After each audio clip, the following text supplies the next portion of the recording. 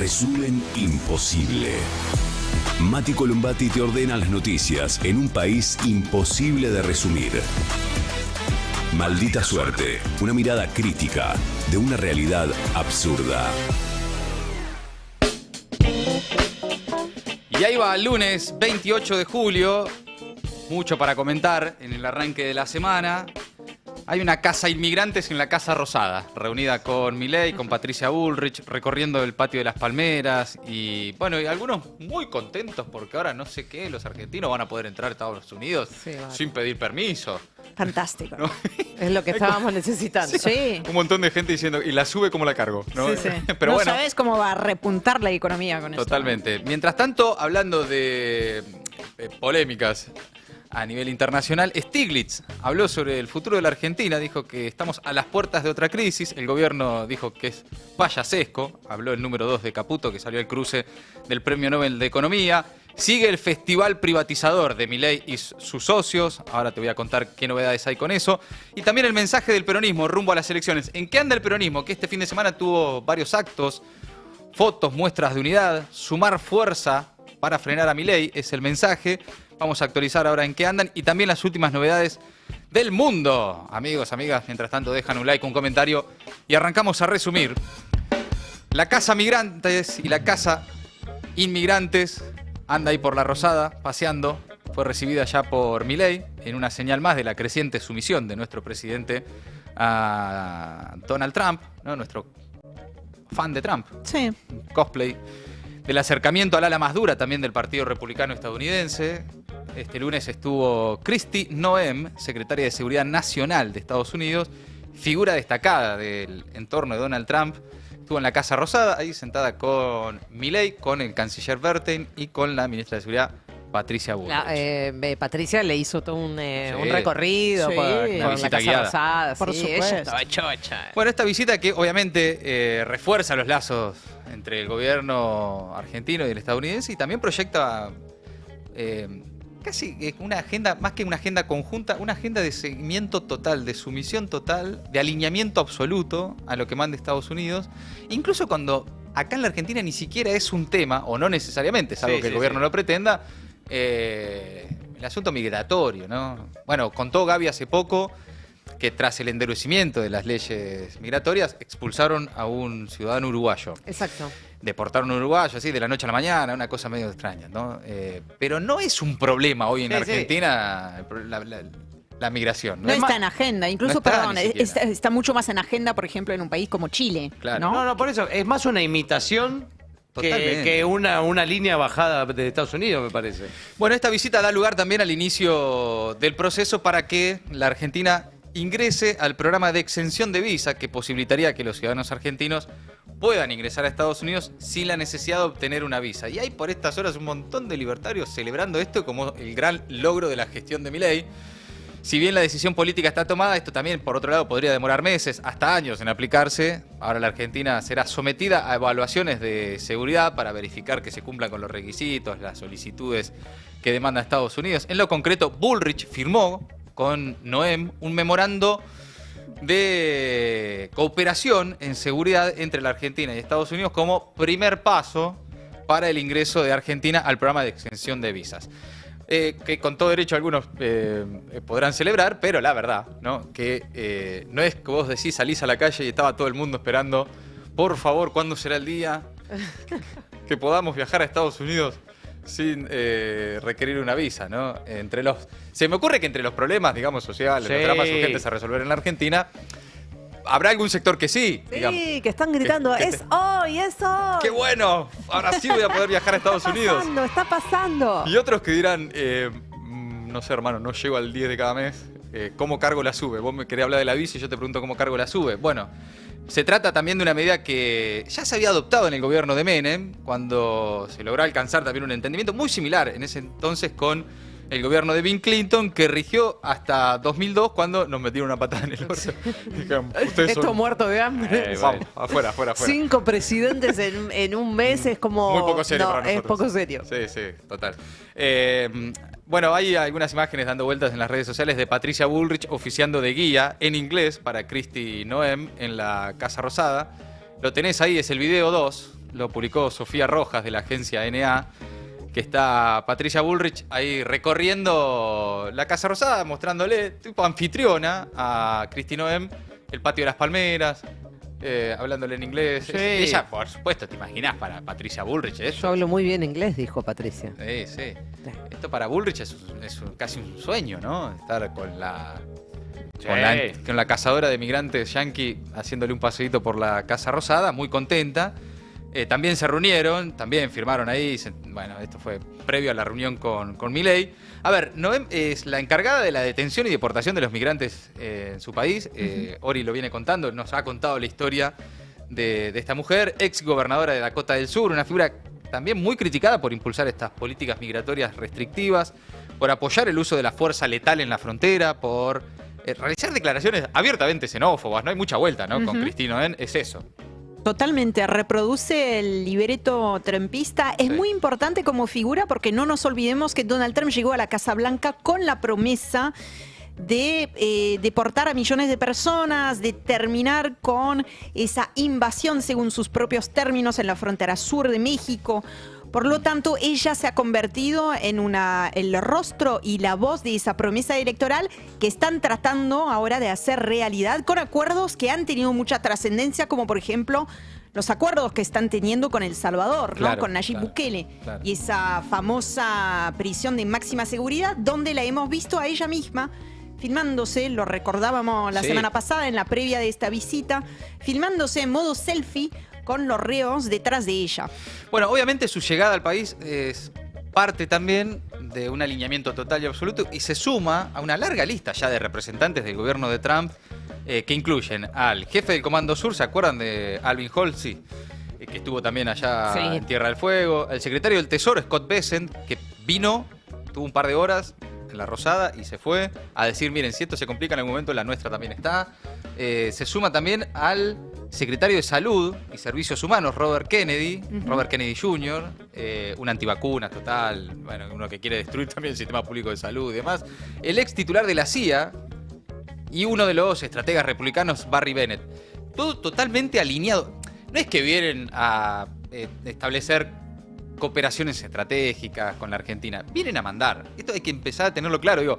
Porque también desde el gobierno te dicen, mirá dónde está la Argentina. Ahí, de igual a igual, con Estados Unidos, ¿no? Te lo vende el gobierno de Milei como una especie de, no sé, de mérito. La Argentina volvió al mundo. La verdad es que es sumisión pura y absoluta a lo que manda Estados Unidos. Acá no hay relación de pares. Acá es el gobierno estadounidense, además, directamente a través del gobierno estadounidense, o como ya hizo en los últimos días, lo que conocimos de Peter Lamelas. Por ejemplo, directamente voy a la Argentina a hacer esto, esto y esto. Anteriormente la jefa del Fondo Monetario Internacional diciendo ojalá los argentinos este año voten bien y le den continuidad a Milei. Es decir, han tomado por asalto la Argentina. Hoy, Argentina, en manos de Milei, es una colonia estadounidense. Opera como colonia estadounidense. Después, bueno, por supuesto, es el presidente argentino, no es necesario, no es técnicamente una colonia estadounidense, pero opera como una colonia estadounidense, la Argentina y el gobierno de Milei. No, quería recordar que Kristi Noem fue la única funcionaria, digamos, de un cierto rango que le fue a dar la mano cuando viajó a Mar-a-Lago la última vez, que se acuerdan que no trajo nada, que fue una cosa medio, era como una especie de kermés, no sé, lo habían metido en un lugar ahí. Bueno, la única que, digamos, personalidad política destacada en esa visita de Milei fue esta mujer. Bueno, por otro lado, hablando de Milei en el mundo y fenómeno barrial y todo eso que a él le gusta tanto decir, polémica por estas horas con declaraciones del Premio Nobel de Economía Joseph Stiglitz. Le contestó el gobierno argentino, ahora vamos a ver qué le dijeron.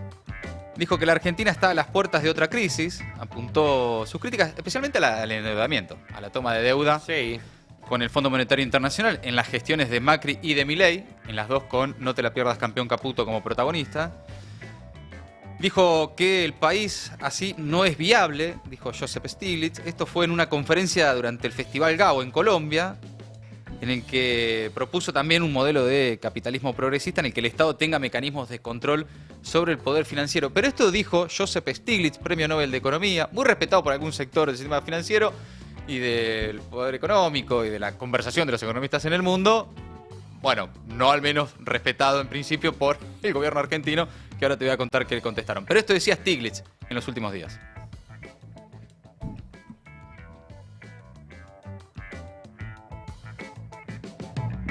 ¿No tenemos el sonido?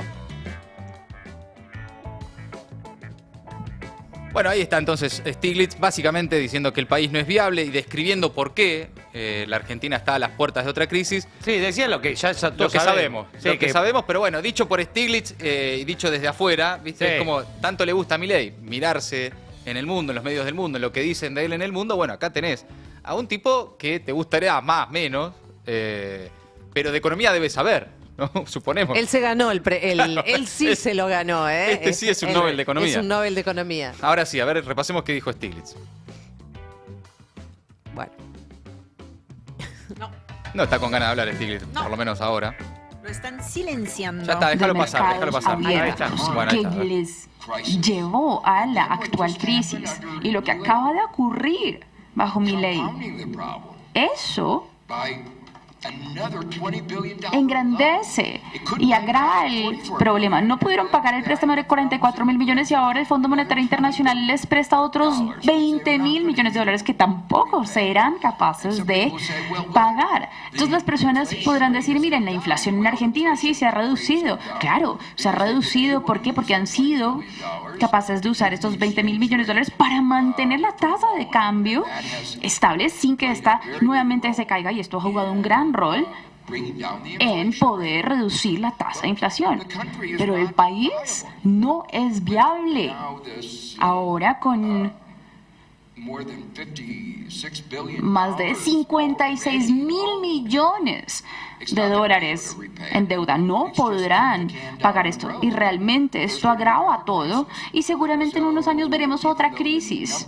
Así que aunque las cifras ahorita se ven bien en términos de la tasa de inflación, pero si analizamos en dónde está Argentina, pues está a puertas de otra crisis. Bueno, eso es lo que dice Stiglitz. Obviamente esto no es algo que nosotros desconozcamos, pero viste que empiezan a advertirlo. Pero además no es solo Stiglitz. Hace 3-4 semanas el JP Morgan, el principal banco de los Estados Unidos, también dijo, che, mirá que esto está complicado, todo bien, a mediano plazo, a largo plazo, bancamos, Javo, todo Sí, fantástico. sí. Metele nomás que es por ahí. Pero no parece viable. Entonces, no es solo Stiglitz porque es un progre, no sé cuánto. Zurdo. Un zurdo, qué sé yo. También Empobrecedor. del JP Morgan a Joseph Stiglitz están diciendo que no está tan bajo control como te venden, no te la pierdas campeón Caputo, Milei y todo el equipo económico. De hecho, José Luis Daza fue el encargado de responderle, el viceministro de Economía, mano derecha de Luis Caputo, a través de sus redes sociales. Dice, nadie en el mundo macro toma en serio a Stiglitz. Bien. No así a José Luis Daza, ¿no? Que como Sí, bien sabemos, es una referencia a eminencia. eminencia internacional en la materia. Le dijo que es payasesco, lo acusó de tener un historial catastrófico en macroeconomía, etcétera, etcétera. Bueno, esa es la respuesta del gobierno. Pero insisto, no es solo Stiglitz porque es progre, zurdo, no sé, no es tan liberal como les gustaría, qué sé yo. Del JP Morgan a Joseph Stiglitz están advirtiendo que la economía argentina va a atravesar algunos meses de tensión. En el caso de Stiglitz directamente dice, esto es inviable, la Argentina no puede pagar estos niveles de deuda, algo que sabemos. Está sobre la mesa. La guita que la Argentina le debe al Fondo Monetario Internacional es objetivamente impagable, ¿no? Después, bueno, estará la discusión sobre qué se hace con eso, pero acá en este caso, un premio Nobel de Economía advierte que la Argentina está a la puerta de otra crisis. Mientras tanto, sigue el festival privatizador de Milei y sus socios. El gobierno nacional dio otro paso en el proceso de privatización de la empresa de servicios de rampa estatal Intercargo. A través de una resolución publicada hoy en el Boletín Oficial, ordenó iniciar el proceso de privatización que había sido resuelto y anunciado en marzo, con el objetivo en este caso de vender el 100% del paquete accionario en un plazo de 8 meses. Como siempre, la pregunta será, ¿quién se queda con este negocio? Sí. Sensible, además. Muy Rampas, aviones que Sí. llegan. Bueno, Cosas que van, amigos cosas del que gobierno vienen, que seguramente sí. tengan intereses en el mercado aerocomercial, ¿no? Sí, Sí, sí. viste, ahí hay que esperar. Yo propongo esperar, aunque uno lo supone, propongo esperar. Si esto efectivamente se lo queda, vamos a suponer, no sé, por ejemplo, Eduardo Urnequian, Sí. uno dice, ok, esto parece estar hecho bastante a medida de Urnequian. Como, de la misma manera, si los terrenos del INTA se los queda, no sé, vamos a suponer, por ejemplo, No. alguien como Elstein va a decir, bueno, No, Ay, claro. entonces no. esto ya se empieza a parecer Sería algo. como raro eso. O si, no sé, AISA se la queda, bueno, veremos. Bueno. Porque estamos a nada de que se confirme lo que se sabe, que esto es un plan de negocios con el desguace del Estado. No Sí, es sí. solamente porque, no sé, las empresas, como en los 90 se decía, son deficitarias, Sí. funcionan mal, qué sé yo. Empresas que son, en este caso, además, superavitarias, digamos, son buenos negocios. Son buenos negocios que algún sector del empresariado amigo del gobierno dirá, che, a mí me Qué pena, me que estos, coparía. qué pena que estos negocios vayan para el Estado, Claro, ¿no? me coparía quedarme con estos negocios. Ah. Así que Sí. bueno. Sí, sí. Si tan solo alguien Espe- los pudiera privatizar. Claro. Espero que no repliquen el virtuoso modelo de sus ídolos de los 90, en donde Alfredo Chabrán controlaba Intercargo, la rampa, la aduana, los correos, todo lo, digamos, podía ir de punta a punta de cualquier lugar del mundo hasta tu casa, Sí. solo controlado por Chabrán. Y te acordás lo que fue eso, ¿no? Sí, no terminó bien Y lo eso, que ¿eh? significó para la historia argentina. Bueno, el Poder Ejecutivo inició el proceso de vaciamiento ya en 2024, cuando cortó la asistencia financiera a la empresa estatal, mientras que en noviembre pasado anunció la desregulación del sector.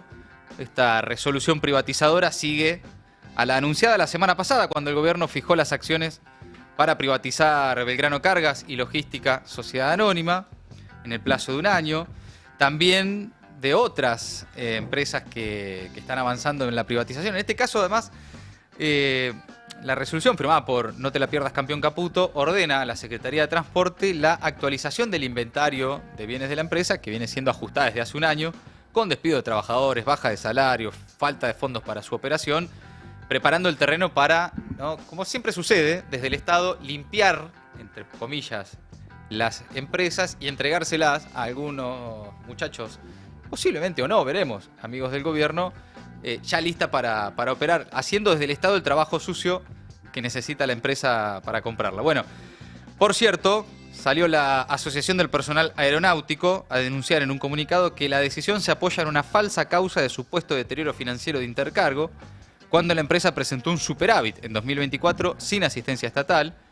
Dicen desde APA, desde el gremio del personal aeronáutico, que el verdadero objetivo de la privatización es ideológico y apunta a eliminar los derechos laborales protegidos por la Constitución, como la estabilidad y la protección contra el despido arbitrario, es lo que dicen en un comunicado desde la Asociación de Personal Aeronáutico. Bueno, decíamos, además de Intercargo, el gobierno nacional anunció el jueves el inicio, por ejemplo, del proceso de privatización de Enarsa, Energía Argentina Sociedad Anónima. Se suma a la empresa estatal AISA, de Aguas y Saneamientos Argentinos, que fue reestatizada en 2006, luego de haber sido privatizada en 1993, que también será vendida. Bueno, decíamos también Belgrano Cargas. Trenes, claro. Los trenes, que también van a ser privatizados, según adelantó el gobierno, con el remate público del material rodante, propiedad del Estado Nacional, bajo administración de la empresa, y la concesión de las vías férreas y de los inmuebles aledaños de las líneas General Belgrano, General San Martín y General Urquiza. Hay que decir, todo esto pasó por el Congreso, por lo tanto, hay diputados, senadores, gobernadores que cuando los veas patalear por qué barbaridad, cómo puede ser que se esté privatizando todo, estaría bueno recordarles, che, pero vos aprobaste el paquete de empresas Tus diputados sujetas a privatización, ¿no? Diputados y senadores votando la ley bases, bueno. Porque viste que este año hay elecciones. Sí. Hay elecciones también para una reconfiguración del Congreso. Ajá. Y en algunos distritos por ahí no hay acuerdos entre los gobernadores y el gobierno nacional. Y entonces vas a ver algunos gobernadores que hasta acá acompañaron muchísimo a través mediante distintas formas, pero también a través de que sus diputados y senadores levanten la mano, que posiblemente, como ahora las condiciones políticas en algunos casos han cambiado, vos los veas patalear, decir, no, qué barbaridad, cómo están haciendo esto, aquello, las rutas, cómo puede ser. Bueno, muchachos, acompañaron ustedes. Estaba ¿no? todo escrito, Estaba todo Claro. escrito. Bueno, y mientras tanto, ¿qué hace el peronismo? ¿Y qué hace? Es una El buena mensaje- pregunta. El mensaje del peronismo rumbo a las elecciones este fin de semana es sumar fuerza para frenar a Milei. Son como los primeros pasos de una campaña que va como despertando de a poco y que tiene el objetivo, primero, de entusiasmar, de convocar a que la gente vote, ¿no? si vemos lo que viene pasando en las elecciones provinciales hasta ahora, acá en la Ciudad de Buenos Aires también, la muy baja participación electoral, hay como un desafío que es, bueno, despertar algún entusiasmo, algún interés en sectores de la sociedad que tal vez están medio en plan de, y ya fue, qué sé yo, no sé, entre los desencantados, los que quieren una alternativa pero no la encuentran, y los que ven a la política todavía medio como en otras discusiones, más de los problemas de la política y demás. Bueno, tiene tiempo ahora, por lo menos en las próximas semanas, el peronismo para empezar a entusiasmar un poco, a convocar para la elección del 7 de septiembre y después ya, por supuesto, pensar en las nacionales de octubre. Esa es la línea, ¿no? Me quedo tranquilo, no, porque escuché entre las miles de cosas que uno escucha hoy lee los fines de semana, que como los desencantados serían los que votaron a Milei y ahora no van a votar, no sería malo para el peronismo que vaya poca gente a votar. Escuché eso. No es la línea que a vos te dijeron. No, ni en pedo. Vamos, la idea es entusiasmar a la gente y que vaya a votar. Sí. Pero es que sería un gravísimo error sería un error de diagnóstico creer que los que no están yendo a votar son votantes de Milei desencantados y nada más. No. Que únicamente los que no están yendo a votar son los que votaron a Milei y ahí se enojaron. No, por eso yo escuché ese análisis que encima parecía venir desde alguno de los campamentos del peronismo y me asusté un poco. Dije, esta va a ser la línea. No, si es así, me da la sensación de que están cometiendo un error. Si Ok. algún sector del peronismo cree que conviene que la gente no vaya a votar porque son Porque desencantados de Milei, que si van a votar, por ahí votan a Milei, bueno, evidentemente está faltando Sí. ¿no? un acercamiento y Un escuchar. poquito de calle, Es- tal vez, ¿no? Algo de eso hay. Hay de todo. Quien hizo un trabajo, en uno de estos días lo vamos a desarrollar, Pablo Semán, que es antropólogo y realiza estudios de campo, recorrió todas las provincias que votaron hasta ahora y también él trabaja mucho en el conurbano bonaerense, ¿no? Trabajo de campo significa que se entrevista con mucha gente, mano a mano, largas entrevistas, conversaciones, para tratar de identificar las razones por las que hay mucha gente que no está yendo a votar.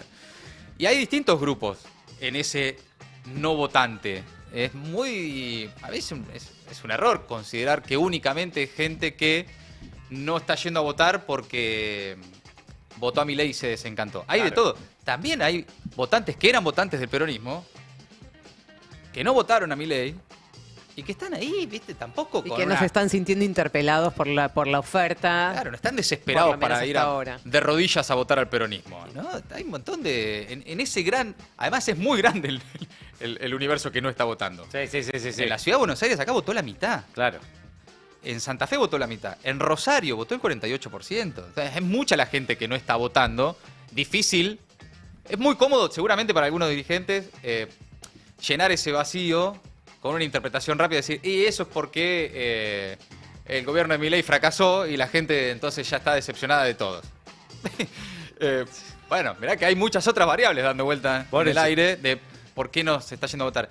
Y otra cosa que, incluso dentro del universo de los que sí votan, de los nosotros, Sí. que estamos todo el tiempo informándonos, que nos gusta la política, que nos interesa, la minoría intensa que consume todo el tiempo política.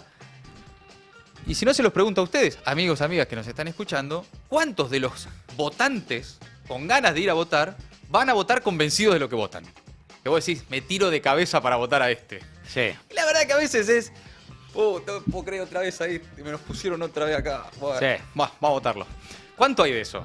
Entre los que van a votar, que votan como Qué ganas de ir a votar. desganados. Sí, traeme una urna. Ese traeme una urna no se está escuchando. Entonces, hoy. si entre los votantes Sí. politizados, informados, con ganas de votar, hay mucho votante desganado, imagínate entre los que dicen, yo no tengo ni ganas de ir a votar, ¿cuánto sale ir a votar?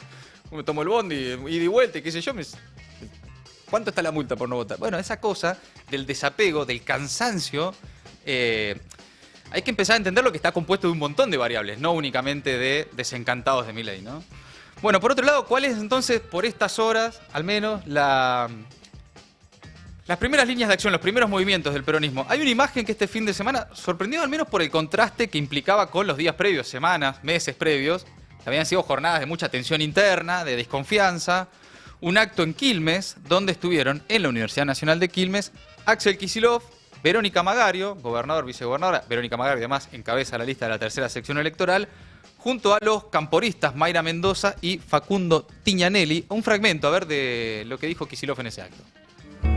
Lo que nosotros necesitamos en la provincia de Buenos Aires no es solamente que cada individuo, cada pibe o piba que vaya a la universidad después tenga un potencial mayor, después tenga un horizonte más largo y más alto. No es eso solo. Nosotros necesitamos como sociedad, como provincia, como pueblo, que muchísimos, miles y miles y miles, cientos de miles de pibes y pibas sean ingenieros, sean arquitectos, sean médicos.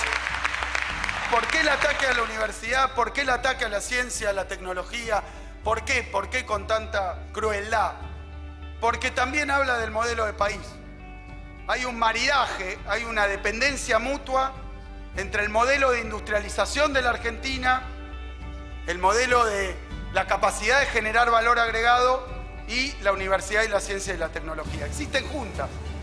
Bueno, ahí está. Más allá del mensaje, que no son las primeras líneas discursivas de la campaña del peronismo, la foto fue una novedad. La foto fue una novedad, ¿no? Porque estaban Axel, Magario, Carly Bianco, con Mayra Mendoza, Tiñanelli y otros dirigentes también de la Cámpora. En días en los que, bueno, obviamente ahí hay una tensión interna lógica. El cierre de listas siempre deja heridas y demás, pero muy rápidamente, al menos, para enfrentar a Milei parece haber un entendimiento de, bueno, muchachos, si hay diferencias vamos a pausarlas un tiempo y concentrémonos en lo importante. Veremos si dura y cuánto dura y qué pasa. Sí, ¿no? sobre todo teniendo en cuenta que el 7 de agosto se cierra la posibilidad de... El 17, ¿no? Es Sí. el 7. ¿El 7? El 7 de agosto. Falta nada. ¿Ya el 7? Es el 7. Ah, pensé que era el 17. No, el 7 y termina Para cerrar y las hay que listas nacionales. cerrar las listas nacionales y hay que ver qué pasa porque también hay un rum Claro. ahí en relación a cómo va a ser esta cuestión que ahora en la elección provincial está, digamos, van todos juntos. Claro. ¿No? Bueno, Fuerza Patria lanzó también una campaña unificada en redes sociales bajo el lema Sumar Fuerzas. Estuvo difundida por el Movimiento Derecho al Futuro, el espacio que encabeza Axel, pero también por el Frente Renovador, una publicación que replicó, por ejemplo, Sergio Massa en sus redes sociales. A ver, un primer spot, los primeros spots, los primeros pasos de campaña del peronismo. A ver, ¿qué dicen? La fuerza, la verdadera fuerza, está acá abajo. En los pies que caminan, en las manos que siembran, en los brazos que levantan, en las máquinas que aguantan, en los cuerpos que aguantan, en lo que vibra y resiste, en lo que cae una y otra vez se vuelve a levantar. Está acá, entre nosotros, con nosotros. Es la fuerza de la patria. Bueno, obviamente nadie se tira de cabeza a votar luego de ver un spot, no es que Sí. funciona de esa manera, pero sí sirve para el análisis político, para observar la síntesis del mensaje, de lo que se quiere transmitir, ¿no? Bueno, para ver cuáles son los lineamientos generales, por dónde va la campaña y la estrategia del peronismo para enfrentarse a Milei. También hubo este fin de semana otro acto, en este caso en Hurlingham, con la presencia de Máximo Kirchner y Guillermo Moreno. Sí. También, ¿no? Eso, las vueltas de la vida, ¿no? Los encuentra de vuelta ahí, que en principio algunos pueden considerar una imagen necesaria de unidad, de que se terminó la boludez, de las chicanas de un lado y del otro, y por otro lado decís, bueno, en principio es amontonamiento de dirigentes, vamos a ver si eso después se transforma en más votos, ¿no? Que no necesariamente juntar dirigentes, juntar espacios políticos genera mayorías sociales. Ya lo hemos visto. Pero en principio, para los que estaban y estábamos un poco cansados de la interna permanente, de que la discusión en el peronismo sea de nombres, de cositas, lo que le dijo, lo que le contestó, lo que dijo allá, el tuit de tal. Decir, bueno, por lo menos un alivio, ¿no? Por lo menos paran con esa boludez, con todo respeto, Sí. en términos políticos. Sí, sí, sí. Y bueno, y se encaran por lo menos un objetivo común rumbo a la campaña. Después el desafío que tiene el peronismo es enorme. Volver a conectar con una sociedad que ya lo castigó muy fuertemente en la última elección. Que no fue solo una derrota electoral, ahí hay derrotas políticas, derrotas culturales, derrotas muy profundas. Requiere un esfuerzo enorme. Sí, En sí, principio sí. hay como un primer paso que uno puede considerar necesario, que es, bueno, al menos están todos juntos y no se pelean. Después hay que ver si eso convence o no. Y la primera línea, la que marcaba el spot, que también suena a lo que viene sonando el peronismo desde que asumió Milei, que es solo decir no Milei. Claro. Digamos, no hay fuerza Hay que juntar fuerza para resistir a Milei. No sabemos para qué otra cosa. Sí, Digamos, sí. eso calculo que no va a estar claro al final de estas elecciones tampoco. Me parece de todas formas un primer paso válido. Sí, Digamos. sí, obvio. Hoy, obvio. ¿qué te une? Y frenar este desguace total, este plan de negocios, esta crueldad brutal del día a día, de jubilados cagando a palos en la calle, del de financiamiento del Garrahan, de las universidades. Bueno, es un primer paso válido. Decir, che, hay que parar esta locura.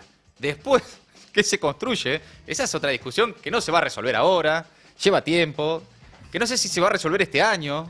Sí. Tal vez es No. más adelante para las presidenciales. No, qué sé pero yo. sí se está empezando. A mí eso me parece, digamos, dentro de todo este panorama que estás planteando, con el que concuerdo plenamente, se está empezando, digamos, como a delinear. Por lo menos, digamos, una cuestión concreta en algunos temas que vayan en unidad. Por ejemplo, qué se hace con la deuda del Fondo Monetario Internacional, sí. cosa que en el 2019 no se hizo. Claro, O sea, es cierto. y que fue uno de los temas, digamos, que generó más urticaria dentro del peronismo. Sí, ¿No? sí. Ya lo tuvimos ahí a Máximo yéndose de la presidencia de diputados justamente por el tema del Fondo Monetario. Y bueno, ahora aparentemente están empezando a sentarse y a concordar digamos, en un camino a seguir todos, independientemente de quién sea candidato o no en el 27. ¿No? Bueno, esta mañana acá en el Destape habló Gabriel Catopodis, que encabeza la lista de candidatos en la primera sección electoral, el ministro de Infraestructura y primer candidato. Entonces, en la primera, dijo eso, que el primer objetivo que se plantearon es frenar a Milei. A ver. Parece que el primer objetivo que nosotros nos hemos planteado en este cierre y de cara a las elecciones es frenar a Milei. Me parece que ha habido, y yo pongo en valor el esfuerzo de todos los sectores que resignaron algo para lograr esa unidad. Me parece que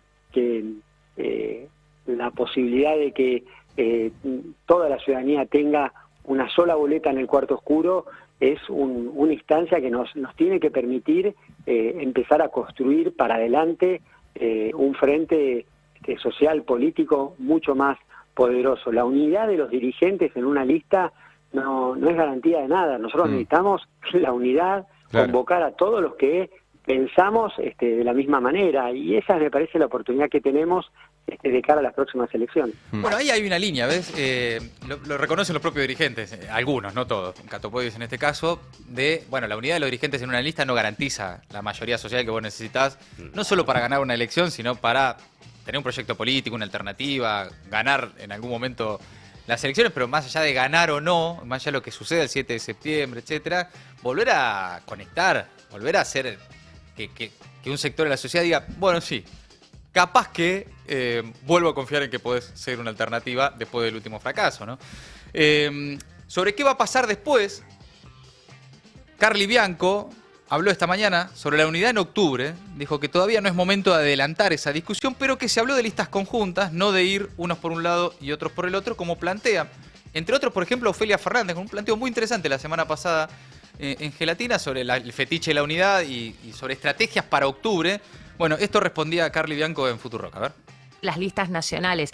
¿Ustedes ya tienen pensados nombres o el perfil de quienes quieren que integren las listas nacionales por el MDF? Mira, eso es algo que va a discutir nuestro sector dentro del marco de negociación que se va a establecer con el resto de los sectores del peronismo. No es momento de adelantar ninguna información y obviamente estará sujeto a esas discusiones, a esos debates, a esas charlas que tengamos para la conformación de listas conjuntas nuevamente a nivel nacional.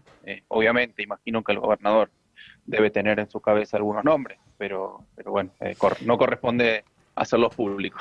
Pero no formó parte de la discusión de octubre esta última que se tuvo para cerrar las listas para septiembre. No, o sea, se habló en términos generales que después íbamos a tener que, obviamente, juntarnos a hacer la confección de listas conjuntas, pero se habló específicamente de listas conjuntas, no de ir uno por un lado, otro por el otro. Se habló de listas conjuntas en todo momento.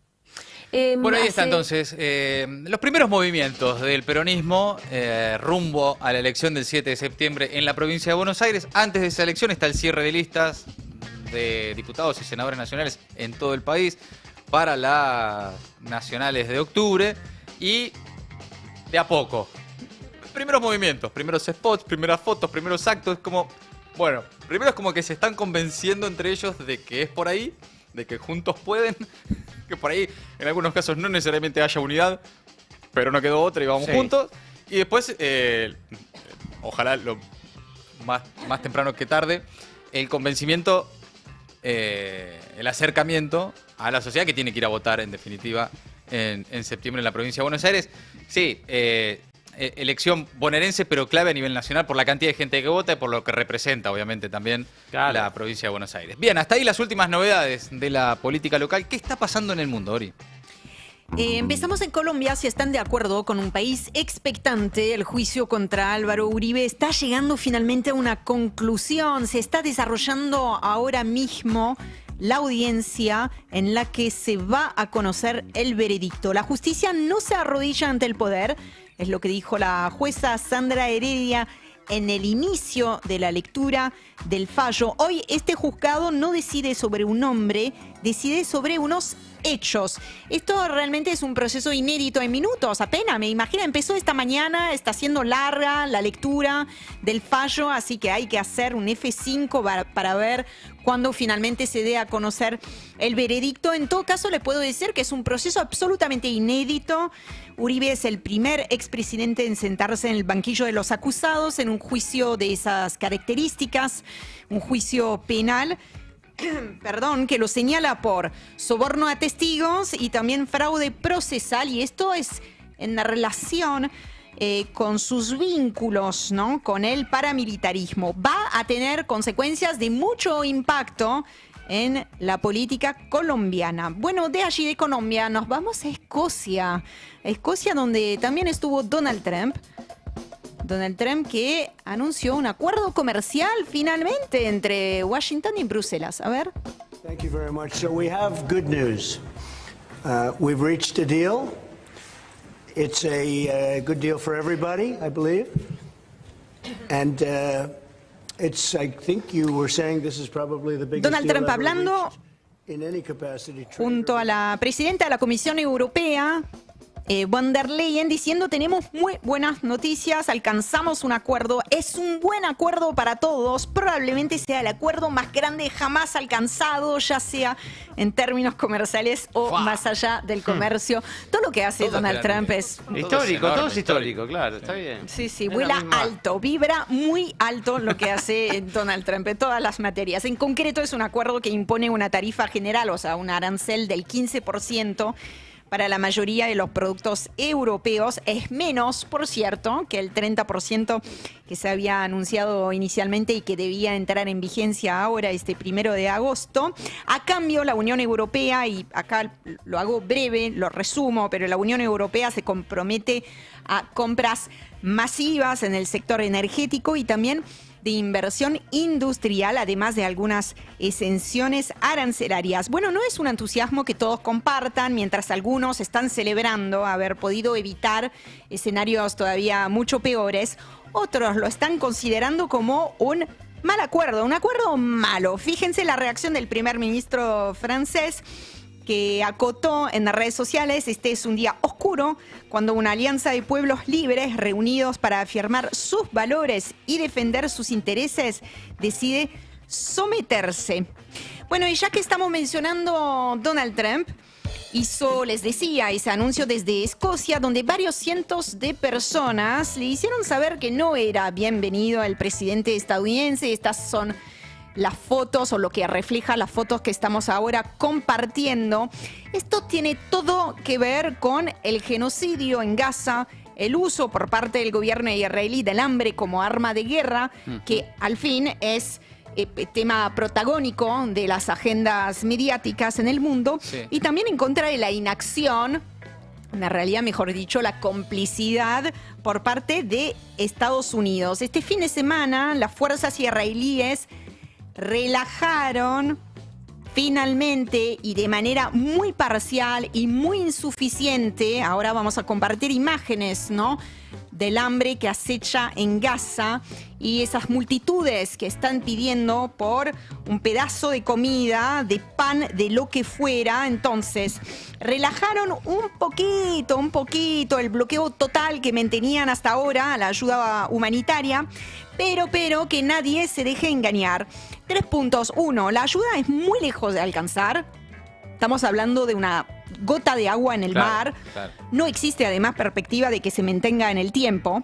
2, las consecuencias sobre los cuerpos de la desnutrición severa no se revierten de la noche a la mañana, y les quiero decir, incluso en base a testimonios de médicos, que en algunos casos simplemente ya no se pueden revertir esas consecuencias, sobre todo en el caso de los bebés, por ejemplo. Claro, no es que ahora, por la presión internacional que generaron las imágenes que se conocieron en los últimos días, vos abrís, metés un par de camiones o tirás desde aviones Como lo están haciendo y se resuelve el problema. Exacto. Lejísimos de eso. Claro, tienen Lejísimo. secuelas irreversibles. Claro. Totalmente. Y finalmente, tercer punto es que las fuerzas israelíes siguen matando gente. Claro. Al menos 98 personas fueron asesinadas en las últimas 24 horas, de las cuales 25 se encontraban en puntos de distribución de ayuda humanitaria. Fíjense, Benjamin Netanyahu, el primer ministro israelí, no tiene la menor intención de querer romper ese círculo del infierno, sino más bien todo lo contrario. Lo escuchamos. There is no starvation in Gaza, no policy of starvation in Gaza, and I assure you that we have a commitment.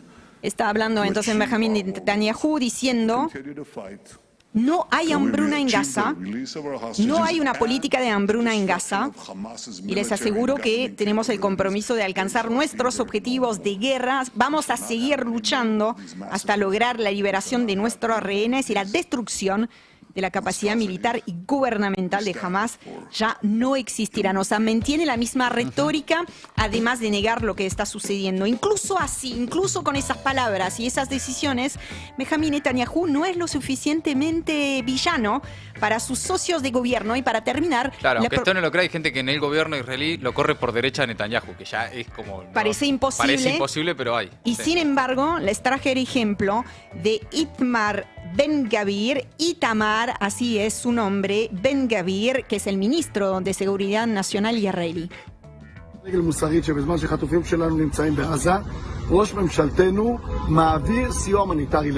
En esas declaraciones está diciendo que el primer ministro Benjamin Netanyahu se encuentra moralmente en bancarrota por permitir la entrada de ayuda humanitaria a Gaza. Insistió en que lo único, ministro, socio de gobierno, insistió en que lo único que deberían enviar a Gaza son proyectiles para bombardear, conquistar, alentar a la inmigración y ganar la guerra. Amigos, amigas, hasta ahí el resumen imposible de Maldita Suerte. Maldita Suerte.